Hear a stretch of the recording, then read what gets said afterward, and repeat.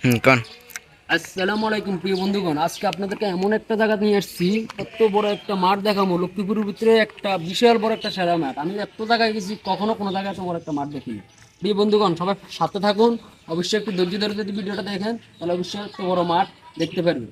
একটু ভিডিওটা লম্বা হতে পারে, কিন্তু ধৈর্য সহকারে ভিডিওর মাধ্যমে মাঠটা কীভাবে এত বড় মাঠ হয়েছে আর কীভাবে এত বড় মাঠ এত বড় এই জায়গা হয়েছে, এটার পিছনে অনেক কিছু আছে। আপনাদেরকে অবশ্যই ভিডিওটা হাতে থাকুন, অবশ্যই সব কিছু আপনাদেরকে বানিয়ে দিন। ভাই এটা কোন জায়গায়? এটা হলো এটা হলো লক্ষ্মীপুর জেলা 19 নং ইউনিয়ন।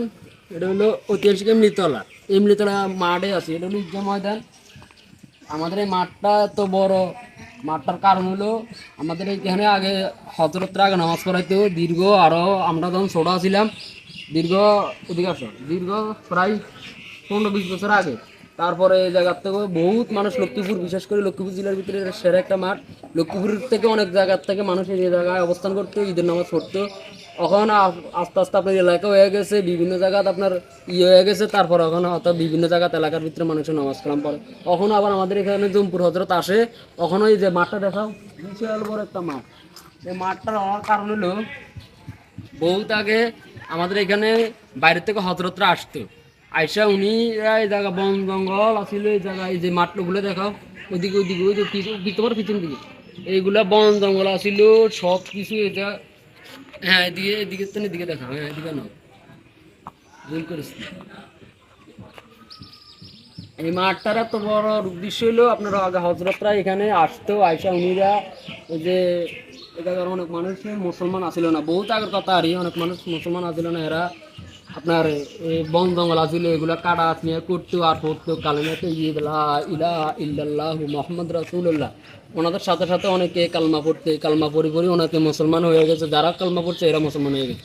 তো এই যে হজরতরা যখন এই জায়গায় বন জঙ্গল সাফ করতে করতে আপনার এদের একটা সঙ্গী হয়ে গেছে।